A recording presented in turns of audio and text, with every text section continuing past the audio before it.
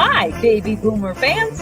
We are Jackie and Janine, the Pfeiffer sisters, and love to talk about the 1950s, inviting you to reminisce with us as we explore experiences of that decade. We chronicled the distinct memories of our childhood in our book, While the Windmill Watched, a slice of rural America in the 1950s, which takes you on a notably historic journey through that often forgotten decade. We also want to hear about your experiences during the 1950s. We will feature guests whose special stories of that decade will bring to mind magical moments of reflection, some with tears, some with smiles, but above all, a good dose of laughter. We would like you to chat with us as we bring to mind the sights and sounds so familiar to that time in history. Grab your favorite malt or Green River. Make sure you are wide awake and get ready to be inspired about the 1950s. Welcome to the 1950s Fun Chat. Hello, friends. Thank you for joining us again on our 1950s Fun Chat. Jackie, this is number 69. We just keep rolling right along, talking to guests about their memories of the 1950s, and oh, how fun it is. And introducing the new year of 2023, we have a wonderful guest, a guest who really, I think, whose story lands closely to ours in that, in the background from which he has been raised, and yet is a totally different state than from where we grew up. So tell us a little bit more about our guest. Well, first of all, I'm going to do a little housekeeping. I'm going to ask our viewers to peruse their screen and notice on the bottom, www.whilethewindmillwatched.com. That is our website where you can obtain all sorts of information about our book, about the vendors, about our events where we might be signing books or doing other things pertaining to the book, perhaps a Zoom session. Also, you may look at all the previous 1950s Fun Chats right there on that website. Okay, now bring your eyes up to the upper right-hand corner and you'll see a beautiful book. The book has a North Dakota sunset which wraps around the cover, and you'll notice the windmill silhouette and the silhouette of two little girls. So in order to find out more about those two symbols, open the cover of that book. But before you do that, look in the front. You see that little white dot on the bottom? That is a very important little notice, and that is because this year that book was honored with the National Independent Press Award in the regional nonfiction category as the most distinguished favorite. So our little book has gone nationwide. Now then, as they say, without further ado, I'd like to introduce to you our guest. He is Mr. Wayne Madson. Wayne was born in Wenatchee, Washington in 1944. He was raised on a wheat and cattle ranch, one of the younger children of a large family. Being raised on a ranch influenced Wayne's focus in college. He was on the Washington State University meat judging team, as well as the livestock judging team, which involved beef, sheep, swine, and at some meats, horses. Wayne graduated from Washington State University and continued that connection after graduation as a WSU extension agent with a focus in the agriculture area. That career choice has impacted many facets of his life. Wayne and his wife Sandy have a blended family of 5 children. He is retired now and has lived in the Colville, Washington area for close to 50 years. So Wayne, welcome to the 1950s Fun Chat. Hi, Wayne. Nice to be here. Thank you. Well, let's get going. Well, first of all, I'm going to ask you, how has your life during the decade of the 1950s impacted your primary agricultural career? Well, being born and raised on the ranch and one of the younger members of my family, actually my folks had 10 children. 3 were died in infancy, 3 later in life. But I was always on the ranch. We were a long ways from town. It was about 14 miles to the nearest town. And my mother didn't drive. And so I was pretty well immersed in the agricultural life. We, at the time I was a child, I mean, primarily it was a wheat and cattle ranch, beef cattle, but we did, when I was young, milked about 5 cows, separated the cream, sold cream. We had chickens, we had pigs, we even raised geese and sold for the Thanksgiving trade when I was a small child. And so I thought that I would like to go back and farm with my father. So I did go to Washington State University, and I started off in pre-vet medicine, but decided I'd rather work with healthy animals than sick animals, and so I switched to animal science. So that started my educational career, but I did go back and farm with my father for a couple years before I joined the WSU Extension Service. All righty. Did you have a cow herd, Wayne, or was it a feedlot? We were a cow-calf operation. We had about 120 beef cattle. Primarily, we were Hereford, and at the time I was a kid, and actually a good portion of the cows when we were young, because my folks had some milk cows, were half dairy and then crossed to Hereford bulls, as they expanded their herd. Mm-hmm. Mm-hmm. Did you have any bottle calves you had to raise? Oh yeah, there was always, a mom that wouldn't take a calf or something. But typically, so we had the typical tit buckets and bottles that we used for orphan calves or calves that mom didn't like very well. Oh, yes, that's right. Unfortunately, that happens. Where did you go about marketing your cattle then? At that point, there was a livestock auction in a town called Okanagan, about 80 miles north of Wenatchee. So occasionally we would take cattle there, but primarily buyers would come to the ranch, look at the cattle, and then we would sell calves, usually as fall weaning calves, directly from the ranch. Mm-hmm. Yes. Did you have a brand, Wayne? Did you have a brand? Did you have a brand? Yes, we did. When my dad first started off, he had the brand was on the right hip, and it was an R with a bar after it, the R Bar Ranch. Mm-hmm. And later in life, our brand was SOS, and on the side of the cattle. Uh-huh. And in 1955, speaking of the 50s, my dad was the Cattleman of the Year for Douglas County, and was in the statewide competition, and actually won the award for the Range Man of the Year because of range improvements that we had done. And people would ask him, what's the SOS stand for? And he typically, well, there were several answers. One of them, his father was from Denmark and had got to the United States and on a ship in Seattle, and he said, "Sons of a sea captain" was one of the things he said, and there were several others that were more X-rated that I won't mention. Thank you.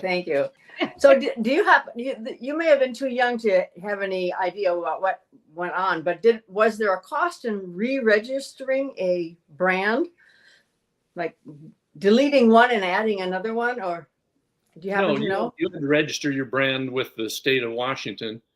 And interestingly enough, my grandson went to the ranch in the last couple of years, took the branding irons, and because he was in 4-H and FFA in Idaho, and has the SOS brand registered in the state of Idaho now as SOS Cattle Company. Oh, cool. And my daughter was raising dogs, and she calls them SOS, her dog brands too. Oh, but what a neat family tradition to carry that on. Yeah, SOS. That legacy. Yes. Okay. So when you think about the quality of life during the 1950s, what comes to mind? Well, we were far enough. I mean, one of the things that impacted my life a lot, and it kind of fits today. I was the next to last child born, and I had a younger brother who was 3 years younger than me. He was born in 47. Mm-hmm. And in 1948, all of my older siblings had basically gone to a little one-room school until they got to the 8th grade, and then a bus took them to Wenatchee, which is about 15 miles away, for their high school experience. And then when those kids started to go to Wenatchee and away from the one-room school, they came home, and we were kind of like native cattle. We hadn't been exposed to a lot of diseases. Yes. And the family came down with measles. Both my younger brother and I got measles, and that rolled into pneumonia. And my younger brother died, and fortunately I made it thanks to penicillin. So I'm kind of into the technology and certainly not an anti-vaxxer at this point. My oldest brother had been in Germany towards the end of World War II, married a German girl, and he came home in 1952 and started to farm with my dad, and his wife and young child came across from Germany a few months later, and his name was Lynn, and both he and another brother came down with polio in 1952. It was kind of an epidemic in the Wenatchee Valley, and my older brother Lynn died shortly after. It was a severe polio thing, and my other brother, who pretty well survived, maybe had some small effects. So the opportunity to have the medical advances and vaccinations and things that are there today, and the health impacts, made me a pretty strong believer in modern medicine and what it has had to the quality of life. Because my mother actually had 10 children, but only 4 of us are left. And so health and disease impacted quite a lot of my values and outlook on life. Yes, yes. Wayne, did you end up getting the polio vaccine through an injection, or did you have it in a sugar cube? How did you? I think we had injections, and at the time that my older brother died, we were quarantined. I can remember from school at that point for a month while they were evaluating what was going on. So yeah, I think probably was in 55. And interestingly enough, I'm now a Rotary member, and of course, Rotary is very, very involved in trying to end polio epidemic. Yeah. Was there an iron lung involved in the polio situation with your family?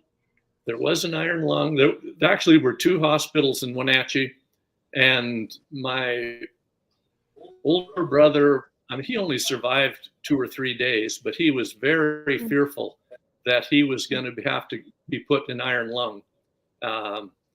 And so he was sent to that hospital, and his younger brother was sent to the other hospital. So they did not end up in an iron lung, but if my oldest brother had survived, he probably would have. Oh, how terrible for your family. One thing after another. Oh. And you said that happened through the valley, that virus just kept traveling through that area then? Well, in the 1950s, and particularly in the Wenatchee Valley, there were a lot of people that contracted polio. And I had 2 or 3 class members that had the debilitating effects and in their walking and that type of thing, but that was prior to the vaccines being available. So yeah, it was pretty rampant at that point before the Salk vaccine came out. Yes. Well, then were you vaccinated eventually for mumps, for Smallpox, whooping cough, diphtheria. Oh, yeah, we had the full gamut of vaccines. So it was just that polio wasn't available at that time. I don't know why we hadn't had the measles vaccine earlier, so that I think basically because we were far enough from town that the folks we didn't get down there and go to a doctor and have access to that until we started school. How did that polio outbreak then affect the school populations? Had schools closed for a certain amount of time? No, I think the schools kept going. I just remember that our family was quarantined if there was someone in the family that had polio, and I suspect that affected other families, but they didn't close the schools. Okay. Okay, so you live quite a ways away from town. So how did your communication with the outside world, as we say, did you have telephone? Did you have TV? Did you electricity? So here's, in my recollection, we had always had electricity, but we didn't have publicly supplied electricity. When we first started, we had a DC unit that was kind of a generator, and we had electricity in our buildings at the house. But about 2 or 3 years later, probably it was around 1950, the public utilities came and they actually brought electricity in, and so we could get on the electrical service. The phone lines, the first phone that I remember, we had a line, a box on the wall that you had to turn the crank and put a phone to your ear and talk into it. And it was actually ran by the community. And I can remember the phone would go out and my father you'd get in the car and you'd start driving around looking for where the phone lines had crossed so that you could fix that out. And he had a set of headphones that he could clip onto the phone and talk to the people in Wenatchee to see whether or not the break was between him or the mountain. So he was kind of the phone line service person when there were wins and issues that way. Later, when it became more a public phone thing, then we were on the typical old party line where you would have multiple rings and you'd know which one, and the neighbors would listen to you. And if you wanted to conversations, you'd ask them to hang up. And so TV came.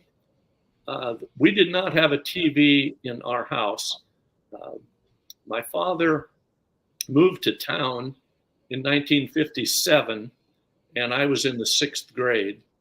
And so we had TV in our home at that point. But at the ranch, prior to 1957, the neighbors had TV, and occasionally we would go and watch there on a night. We watch Our Miss Brooks or something that was on. Yes. And it was pretty much a snowstorm with a few shadows in it. The reception was not particularly good, but that was access to TV. Did they have the rabbit ears and then wrap aluminum foil around the rabbit ears to try and get better reception? It was a cable situation that the community put together. Really? It had 2 wires with spacers in it, and they hung it on fence posts, and it was pretty rudimentary. And in regard to it stayed pretty rudimentary until satellite systems came in, in the 1980s, 70s. In regard to your electrical service, were you at the end of the line, or were there more people beyond you who were receiving that electricity? No, once we had our own standalone Delco unit for a while, but when the electricity came in, no, it went to neighbors. We had neighbors. Our closest neighbors were about 1 mile away and 1.5 mile from us. And it was a pretty good bus route, so we had communication that way. But I do remember, when in the evenings, we would turn the radio on, and there were certain programs, and I remember one of them was Cisco Kid or whatever, and you would sit around and get there and wait for the radio program to come on and listen to that and be as entertained as I am with 500 TV channels today. Yeah. Yes. Did the radio tubes have to warm up before you got reception after you turned it on? As I recall, they did that. Yeah, we were kind of planning ahead what was going to go on. Yes. Yes. Wayne, was there? Oh, go ahead. I'm sorry. It was kind of interesting. At the same time, we had it probably would fit in the 50s.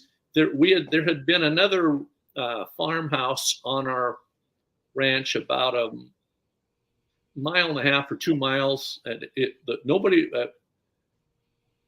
up until about 1950, people had lived there, and then they moved out. But we actually had an old phonograph there that was kind of the Edison type, with the records were like tin cans, and you slid onto a circle and wound it up, and it was cool. We would ride over there on our saddle horses and listen to thought that was pretty cool to listen to these records. Are you a singer, or were you a singer then? No, I'm not a singer at all. It was kind of interesting. My folks had a piano that the girls in the family took piano lessons. But somebody sold the community. It probably was through the 4-H club. There was there were at least a half a dozen of us that took up accordion. My folks bought, and they came and gave us accordion lessons, and I learned to play a little bit. And I remember playing at Christmas programs at the community Grange Hall. About the time my folks bought me a really nice accordion, I said, no, I'm not interested anymore. Oh. Oops. So what happened to that accordion?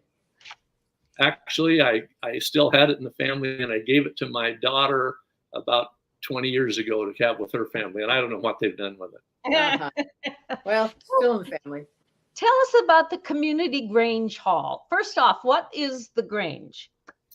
Well, the Grange is an agricultural fraternal organization that's been across the United States, and it's still quite active. My dad was very into the Grange, and so the community built a hall, and to fund it, on Friday nights, almost every weekend, they would have dances, and people would come from Wenatchee, and they were live music. And my recollection of that was I was too little to, occasionally I would go to up there if my folks would go to the Grange dances and sleep on a pile of coats and then go home with the folks. Yeah, that's familiar. And then later, the Grange kind of closed down, and a women's group called the Badger Mountain Ladies Club took it over, and it was a community hall for quite a while. Mm-hmm. So, but the Grange was important, and it supported our Badger Mountain 4-H program. The area that I was at, there were a few. I think there may have been some religious services at one point, probably in the 40s and early 50s, because different than most areas, Badger Mountain, we were 16 miles from the county seat, which was called Waterville, and about 14 miles from the major town, which was Wenatchee. But there was no church on Badger Mountain, and yet there were dozens of people that lived there. Mm-hmm. Uh-huh. So then you're saying that there perhaps were church services at the Grange Hall? I mean, at one point, I believe they were holding church services in the Grange Hall, but it wasn't. Okay. It was never a church as we think of it. Yeah, sure. And it sounds as though you were a 4-H member. Is that correct? I was a 4-H member.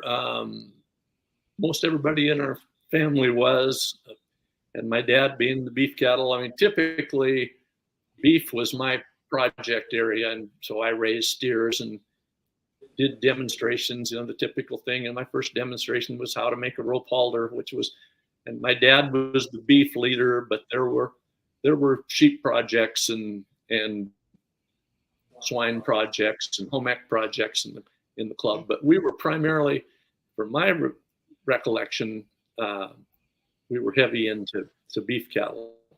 Mhm. Were beef cattle the primary species of livestock grown in your area? Primarily, there were very little commercial sheep. Occasionally, I mean, in the early days, there had been range bands that came through. The area there was, we were dryland agriculture, 9 to 12 inches of annual precipitation. Typically, about most of that came in the winter as snow. And so it was a summer fallow dryland wheat operation and a lot of sagebrush range, kind of high step range country. Yes, yes. Wayne, also, what did you have a car? You yourself? I didn't. Well, when I turned 16 and got old enough to drive, we had moved to Wenatchee, and that was we moved down there in 1957, and I turned 16 in 1961. And yes, I did. I had a car of my own at that point. As a kid growing up, we had a Buick. My dad was into Buick cars, and so that was, and of course, then there was the farm pickups and utility trucks hauling wheat and stock and that type of thing. Tell us about your horse. When I was young, we didn't have, I mean, we had lots of horses because we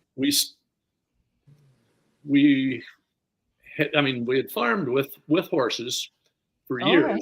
Probably in the late 40s, horses were going out and tractors were coming in, but we still had a team of draft horses, and their names were Chubb and Polly. And the first horse that I had that I considered my own was half draft horse. His name was Rambler, and he, had been bred with probably a range mare and a draft horse stallion. But it was later in life when I raised my first horse and broke it and considered it my own. But there were several horses around, and you just rode the ones that were available. Okay. Did you ever feel you had established a closer relationship with one horse than another? Yeah, I guess. This old horse called Rambler was typically the one that I got assigned to ride when we were doing things, and it was difficult because he was one tall horse, being half draft. And there was a period of time when my folks didn't want us, if we were just out screwing around on our own, they didn't want us to have saddles. So we rode bareback and certainly we had saddles when we were working cattle and doing things or branding or, serious about it. But as young kids, Dad thought that was a dangerous thing for kids that weren't supervised, paying much attention. But everybody, the neighbors had horses. Our range, the ranch, on the range side, there was about 4,000 acres of range land and 1,000 acres of crop land. And so we could go to the neighbors and ride all over and kind of wild little kids hunting, fishing, doing things. And it was a nice spot. With Rambler having been part draft horse, was he very speedy? He was as fast as he needed to be. The one thing that made people that they didn't like Rambler was he had a gait called single footing, and so he was very easy to ride. And other horses, if they wanted to travel at the same speed as him, they would be at a trot. And the other thing he was, I had relatives that had hunted on him and didn't know what they were doing, and they had shot their guns because we were hunting deer at that point, and he was very gun shy. And And Oh, if you got off your horse and shot, you looked for Rambler in the next section because he was gone. Okay. Did you have a family dog then on the ranch? Oh yeah, there were dogs. My dad was quite good with dogs, and primarily collies, and we had an Australian Shepherd, and he trained them well. And as I mentioned, we milked cows and sold cream, and what we called a cow pasture was 300 or 400 acres, and this one dog called Queen, you'd tell her to go get the cows, and you didn't have to go look for them. She would whip out there and get them and bring them in. But after when my dad retired and we went to healers and those types of things, they weren't nearly the dogs, the quality of dogs as far as herding that the border collies and Australian shepherds were. Right. Yeah. So was your father raised on a ranch, or can you tell us about your grandparents? Were they near? Did you have a relationship with them? My father was born in close to the ranch and lived there. And his parents were farmers that had come over from Denmark, and my mother was born actually in Idaho and moved to the area when she was 5 years old. And so they came from the farm background, got married in 1922. My father only finished the 8th grade. My mother did move to town and actually finished high school. So they were pretty much self-taught. And well, one of the values I suppose that I got was my father bought the ranch primarily for taxes because of the Depression when farmers were going broke, and it made him very fiscally conservative.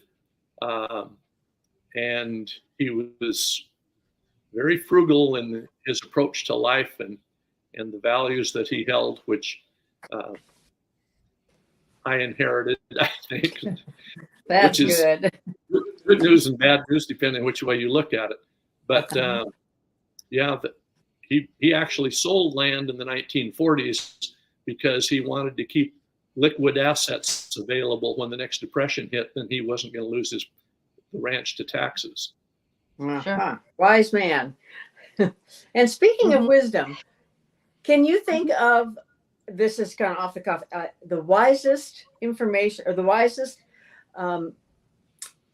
phrase or anything that the people that anyone has ever given you? Wisest phrase. Yeah. Advice. One of probably from my dad, again, on that conservative thing, is never borrow money except for houses or those types of things. Pay cash. And that conservative fiscal value, I think, has served me well. And okay, that's wise information. And that then is something that has stayed with you for the rest of your adult life, as it sounds as though. Yeah, I think I've been fortunate to have had those values, but also I won't comment about some of the things, but I think it's served well. I try to encourage my kids and grandkids. I've been blessed with 18 grandchildren and fortunate enough to have good health to be able to play and engage with them and do things. So I try to instill some of those values that friends and family are more important than stuff. You need certain stuff, but you don't need lots of stuff. Good advice. And viewers, we've been visiting with Wayne Madson from Wenatchee, Washington. A wonderful gentleman who's raised on a ranch and has been telling us about all these ranching experiences and life experiences from the 1950s, including what medicine was like, and in those polio virus at that time also. So Wayne, in wrapping up our program today, can you think of one fun memory from the 1950s that you can share with us? A fun memory? Mm-hmm. Well, this is kind of a different one. I had a, and it was fun, but it's impactful on my life. I would get to go visit an uncle. My grandparents had passed away by the time I was a teenager, because my folks were in their mid-40s when I was born. But I loved to go to visit this uncle in Perry County, which is close to Colville, where I live now, because there were rivers and I could hunt and fish and hang out with him, and he was kind of like a grandpa. And that was so fun to be up there and do those things. And one of the things that you were talking about the 1950s. This was 1959. I had spent a month up there with my uncle before we had to start wheat harvest, and I'd be back working. And